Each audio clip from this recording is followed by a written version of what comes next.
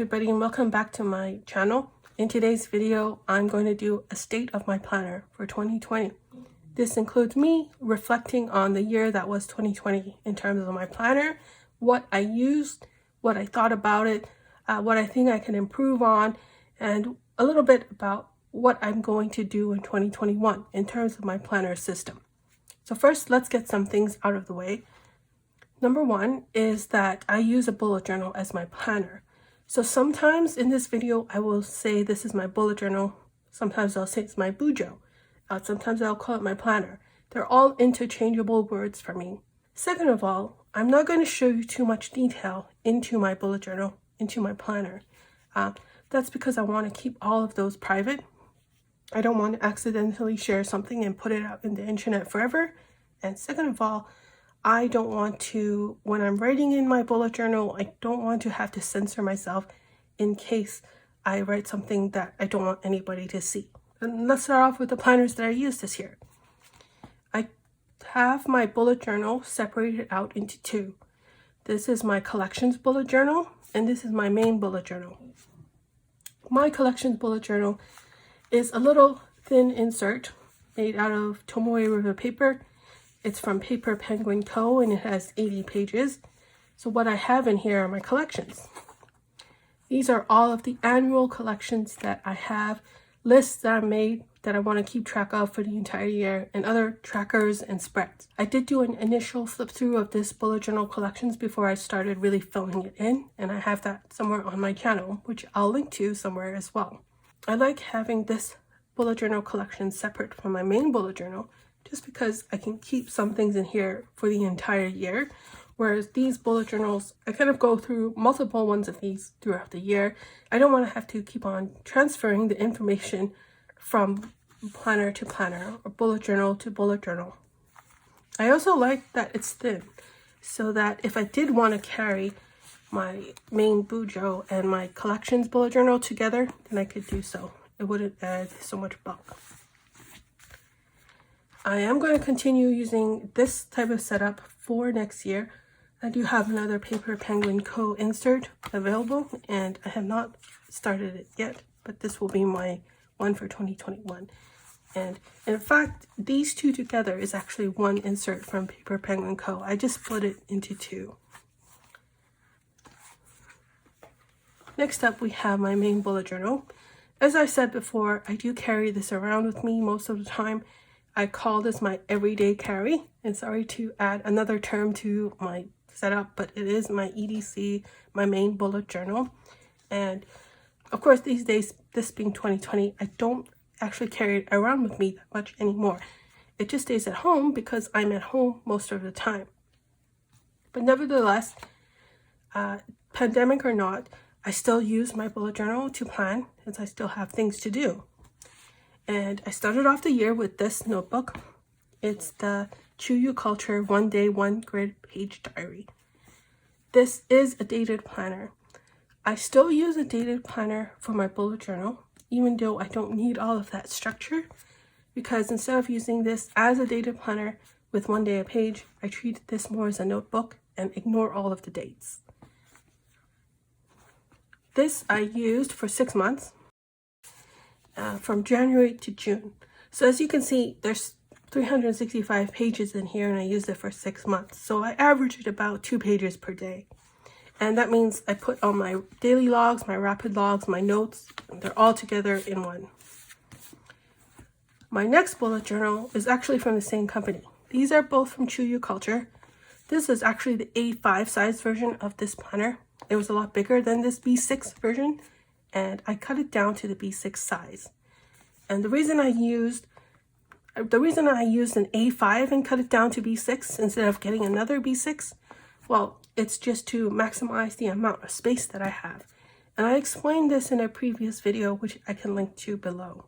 Basically, if you look at this page, you have this grid spacing here, and you have a date at the top, which I ignore, and I just use this as a notebook. That's my planner. Whereas if I had an A5 cut down to B6 size, I can get rid of all of this and I can just have a plain grid. And it looks much cleaner and it's more, this is what I like. As little structure as possible. The reason why these two look different right now is because just last week I did some surgery on this notebook. I was thinking of switching out this cardboard cardstock cover with a stiffer, whiter cardstock for 2021. And spoiler alert, I'm going to be using the same setup for 2021. Since I finished using this notebook, I thought I would try and replace this with the thicker cardstock, see how I liked it. And it's only been a week, so I don't know how it wears, but it does look a lot better than this, which bends really easily. The cardboard is not as thick, whereas this one is also not that thick either, but it's a little bit stiffer. So hopefully it will last longer than this. I did use this as well, and I used it from July to November. So whereas this one lasted me 6 months, this lasted me 5 months. I did use more pages per day in here. And that leads me to my last bullet journal of the year, and that is this little insert. I made this specifically just for 1 month, for the month of December, and I'm going to fill it in December 31st. And it's got 60 pages of Fabriano paper.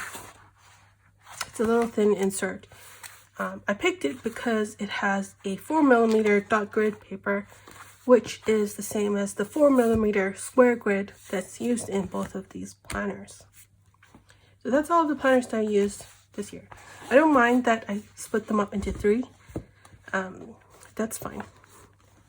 You'll notice that they're all in B6 size.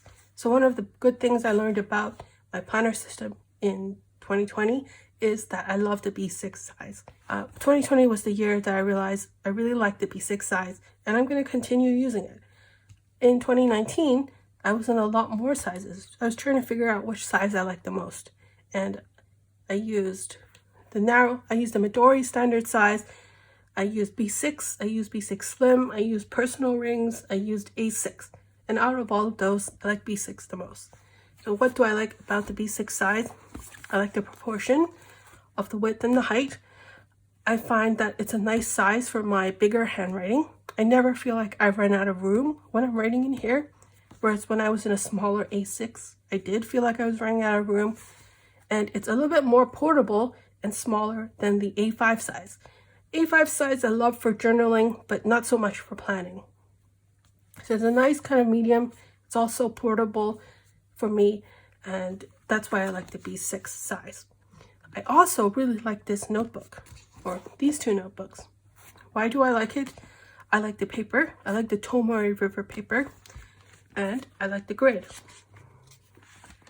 This is that 4mm grid. I like the 4mm size line spacing over the 5mm line spacing, which most notebooks tend to have. And I like the 4mm since I can get more information down on one page. It's just something that I've kind of stuck to. And it's something that I just really like. And even with my bigger handwriting, I can find that I can still fit my handwriting into the 4mm grid. Another thing I liked about this notebook is that I like how chunky it is. Yes, it's chunky. It has a lot of pages, makes it heavier as well and more bulky, but I like having a chunky notebook because I feel like I will never run out of space, especially at the start of it.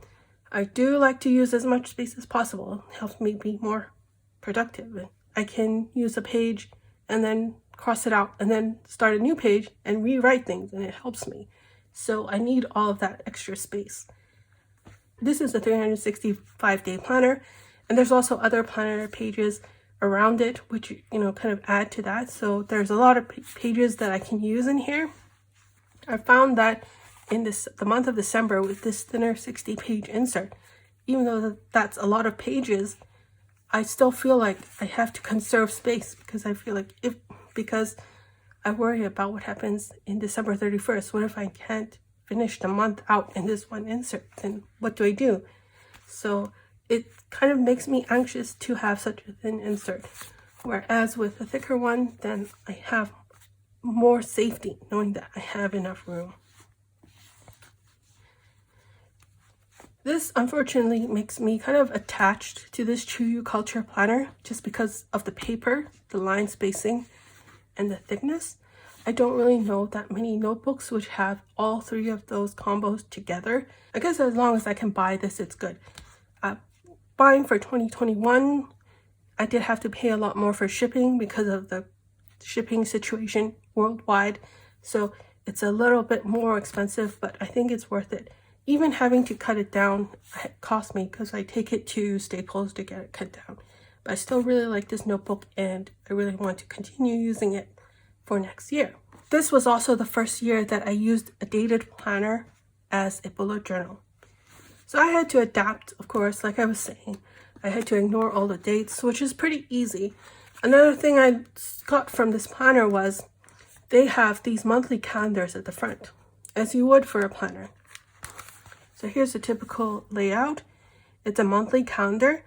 Now this one is for January 2021 and it's blank. So it's just a good example. But it has a little sidebar here and it has lots of space at the bottom. When I was doing the monthly log in 2019 and before, I would do what the bullet journal method suggests, which is a typical monthly log where you have one line and you write down each day of the month, and then you would write out the events on a line like this. And I kind of realized that I like seeing it in this format a lot more, and I liked how they had it grouped all at the front of the planner. Whereas when I was doing the monthly log using the bullet journal method, I would group it with the rest of my dailies. I like having it at the front. Even though it means that I have to flip a little bit more pages to get to this, I still like it. I continued using the monthly calendar in this planner, and I do have a setup video of that. If I didn't use a dated planner, I don't think I would have realized that I liked it having it at the front. I did mention that I use a leather cover to cover all of these planners throughout the year, and I have showcased some of these throughout my planner.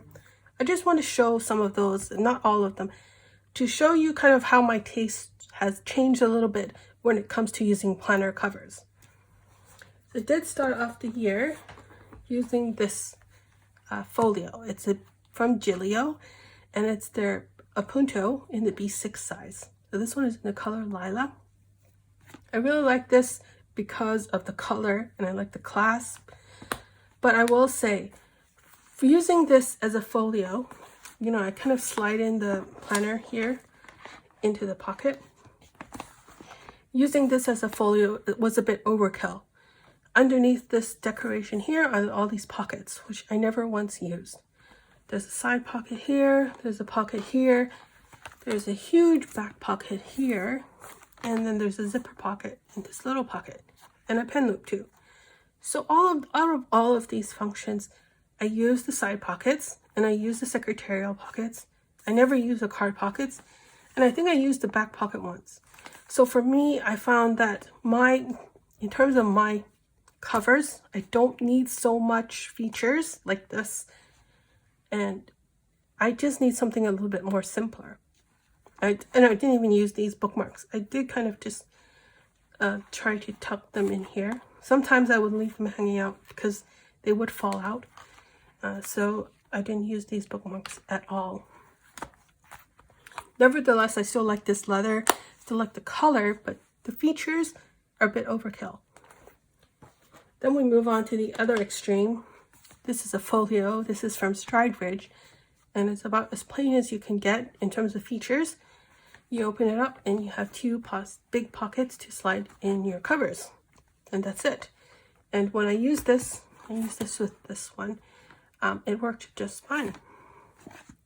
And I found that I didn't really need any of the storage in here, like extra storage, like extra pockets. I could just do with this. Now I do wish that they would have some kind of way to keep it closed, like a closure elastic. But other than that, I like this. This doesn't even have a pen loop, and I like it. And I'll discuss pen loops later in a second. So the third type of kind of leather cover that I used throughout the year was not folios like the Appunto and this folio. The third type was traveler's notebooks. So I also got this in 2020. This is from Chic Sparrow. I cannot remember what leather this is, but the shade is called Alice. So So I love this color, first of all. I think it's my favorite color out of all the things I got this year. But the thing is, it is a traveler's notebook, and it's a deluxe traveler's notebook. I do have some stuff in here. I should have taken it out. I do use this for multiple inserts. But when I use this with my planner, my bullet journal, it's basically the only thing you can fit in this traveler's notebook. And you have to put it in through the strings. So I think using this kind of very chunky notebook in a traveler's notebook is not as good of a fit as it would into a dedicated folio. And so I still use this with my planner, but I found myself liking the kind of fit of a folio more. In conclusion, in terms of my preferences when it comes to leather covers, even though I'll use the ones that I have, I would prefer something more simple over something more feature friendly. And it also makes moving from one cover to another easier if I don't use the pockets. Because if I use this pocket, if I stuff things in here, and then I move to this one, then I have no place to stuff things, then I just kind of feel like I'm missing out and I won't use this. So let me talk about pen loops now, because this does not have a pen loop. This does have a pen loop, and this does have a pen loop. So before, I would have liked for my everyday carry to have a pen loop. So here's a typical pen. I can just stick it through and bring it with me. But because of this year, I stayed at home, and my bullet journal, my everyday carry main bullet journal, kind of stays at home too. So I found that I needed the pen loops less, because I always have a pen on my desk. I don't need to carry it around with me in my leather cover. At the start of the year, I already had folios, something like this, or covers like this, which didn't have a pen loop. So my workaround was to use a pencil board and stick a pen loop on it. So this was a detachable pen loop from Leuchtturm that I put onto this pencil board, and I would use this as a bookmark, and it would stick out like this.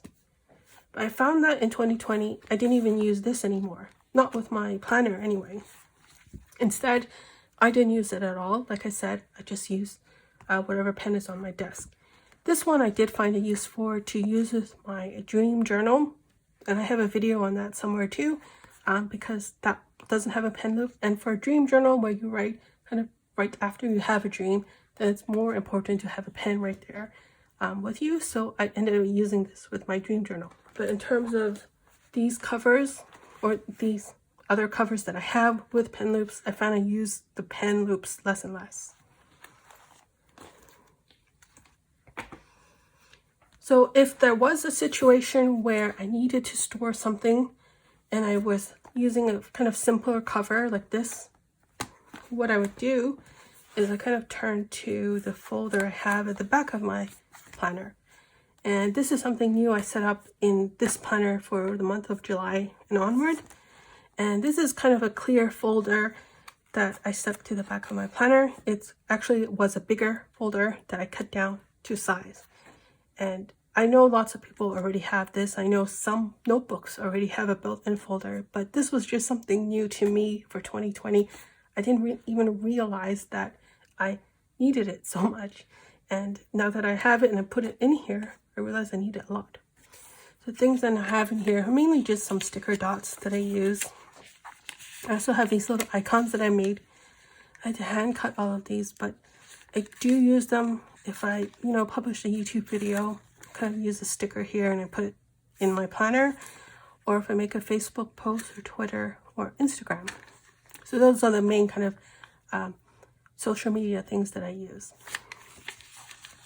Anyway, I like having the folder here with the notebook, so it goes with the notebook instead of relying on the cover, so that I can move this in and out of all the covers that I have and not have to worry. Another thing that I found myself using a lot of in 2020 for my planner was sticky notes. This was the only kind of sticky note I used in the beginning of the year. The only other sticky notes I have are all yellow, and I just didn't like color. But eventually I kind of caved and bought a new sticky note which was just plain white like this. And that was because I discovered that you could print on a sticky note. I do have some sticky notes from Peanuts Pen or Clo, but at one point I was just using the ones from Sterling Ink.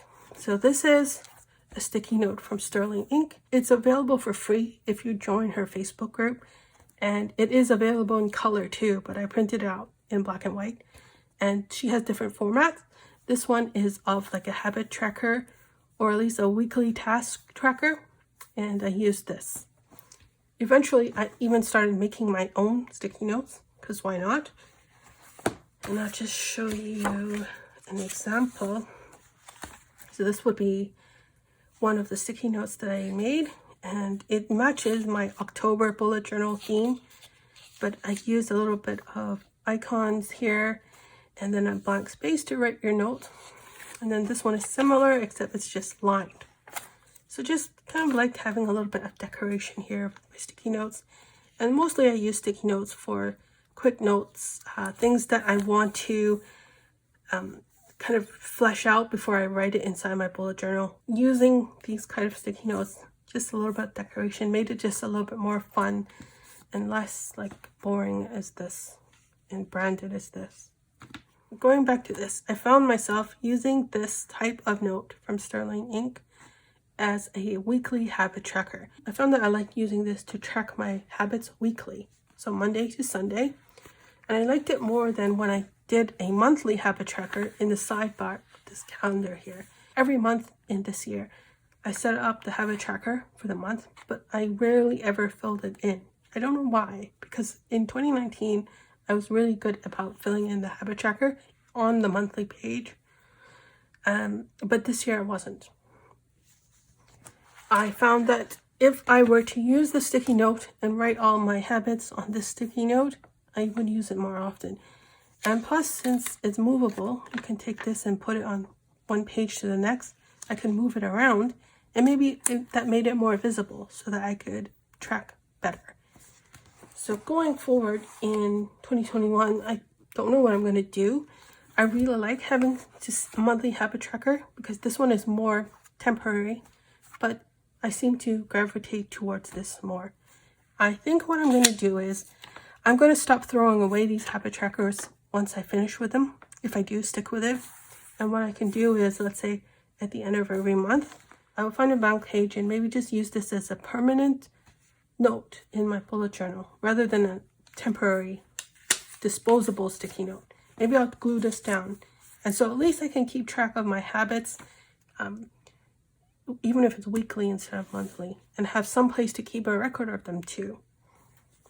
And I can fit 2 sticky notes on one page. That's good. Other accessories that I used in 2020, bookmarks.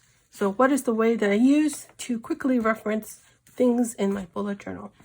I feel that I'm pretty minimal when it comes to bookmarks. The things that I tried that I didn't always use were these.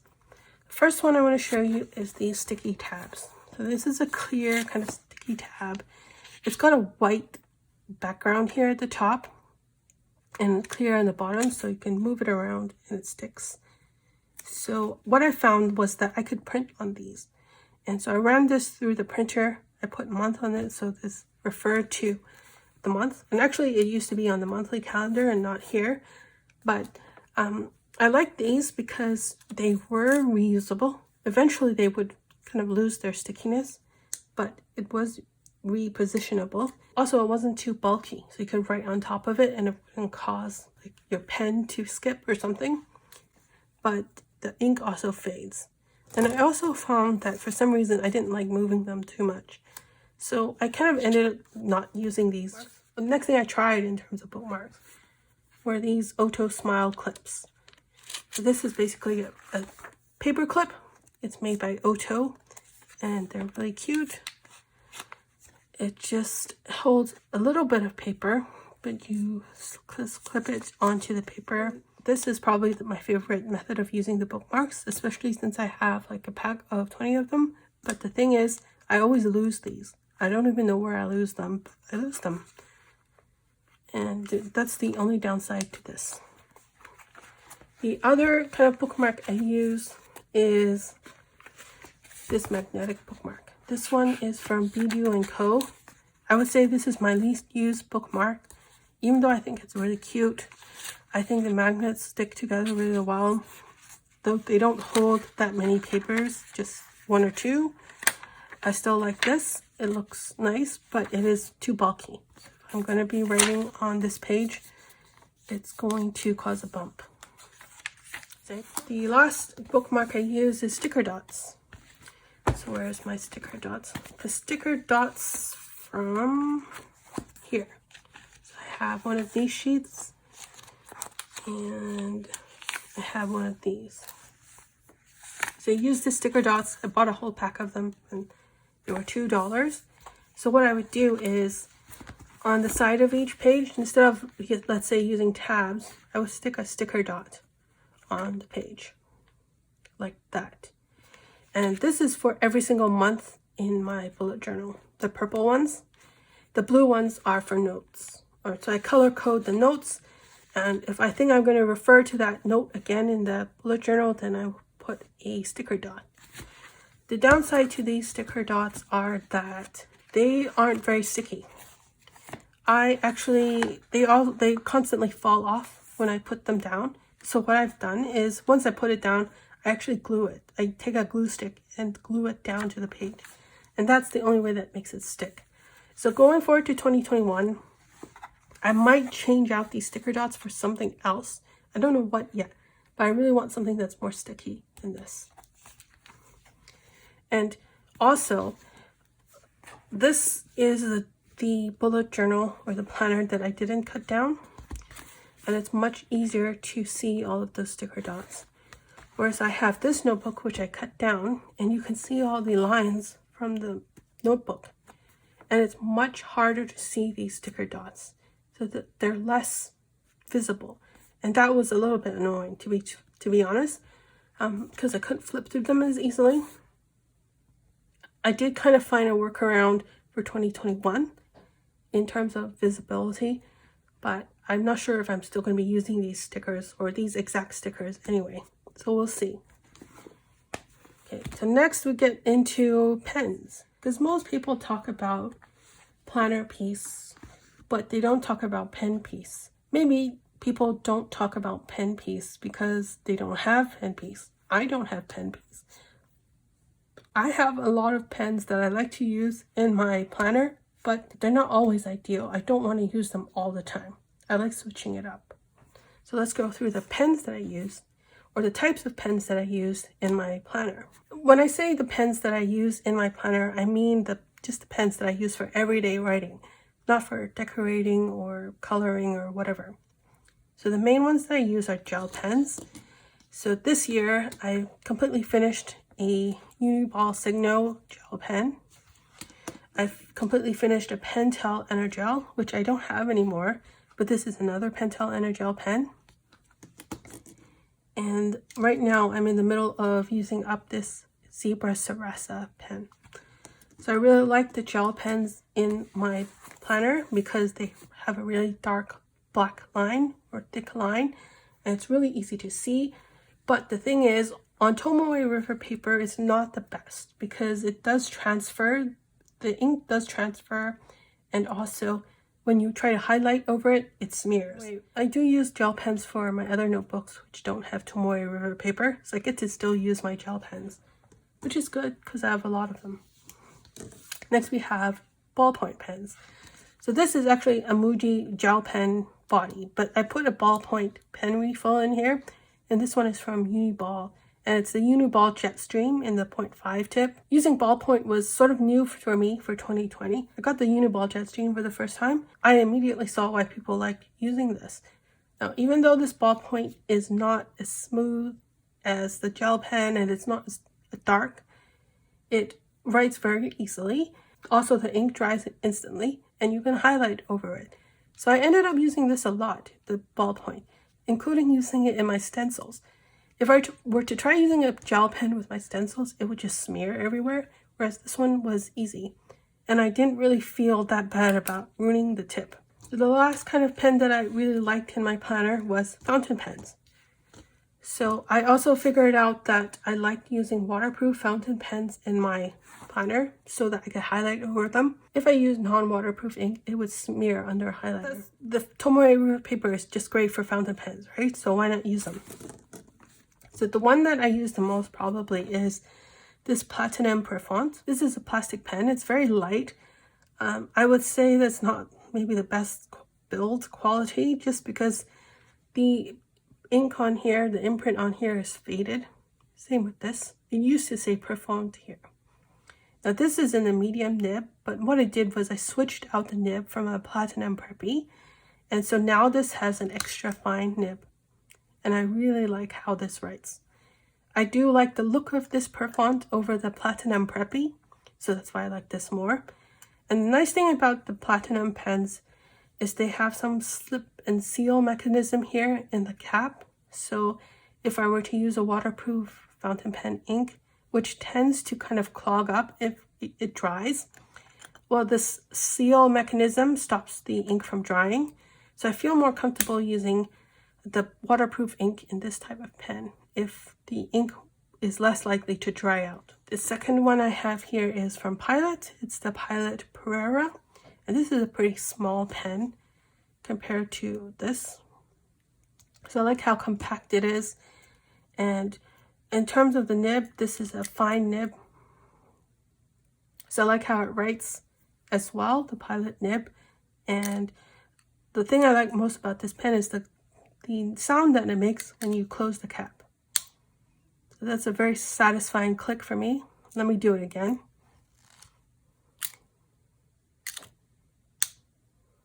This also has a waterproof gray ink in here right now. I would probably use gel pens the least now and use this, but there is no pen piece because I use all of these. The last thing I want to talk about is something I can't show much of in my planner because it's too personal, but I'm going to try to explain it anyway. And that is, this year I kind of became less of a functional planner and more of a decorative planner. And that doesn't mean it's not functional. It just means in 2019, I would say I was more of a functional planner as opposed to a decorative planner. But now I have introduced a lot more decorative things in my planner. And that makes it more fun. It makes it more look nicer. And actually, it's more of a creative outlet. So before 2020, what I would do is I would use decorations in here. It was mostly in the form of markers to give color, fine liners to give color, and just me doodling on the pages. So you can even see when I finished this bullet journal or this planner for the month, 6 months, just ignoring all of the bookmarks here, it is still rather thin notebook. It looks not as used as my next bullet journal, where I used a lot more decoration and I used a lot more stickers. You can see here. Whereas this one, which is only 5 months, it's actually a lot thicker. There's a lot more things in here because I started tipping things in. I started using stickers. I added some washi. So it's something new to me because I was really more of a pen and paper and, markers, but now it's pen, paper, markers, stickers, vellum, all of that stuff. So I'll give you a couple of examples. I did start using vellum.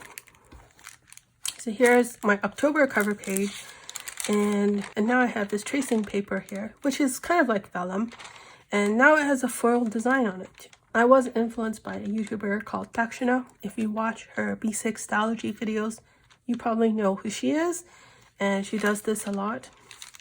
So I really liked how she did it, and although I don't have as much decoration as her, I just really liked how she did it. And so I have something from September, which I have shown before, and I don't know if I showed August, but this is my August cover page, and yes, I also foiled this vellum, so it's pretty cute. But that's kind of one example of things I added to my planner that I didn't do before, and it makes it more fun. Another thing I used was stickers. I started using decorative stickers and more functional stickers. I mean, the ones that I say functional is, let's say, these social media icons. I think I just showed you already. Some of these. I would call these functional icons. Before, if I wanted to track that, let's say I posted something on Instagram, I would either just write IG, or I would draw a little circle and just make it look like a photo. But now I actually have a sticker, and I took the time out to print out the sticker, cut out the sticker by hand, and apply it.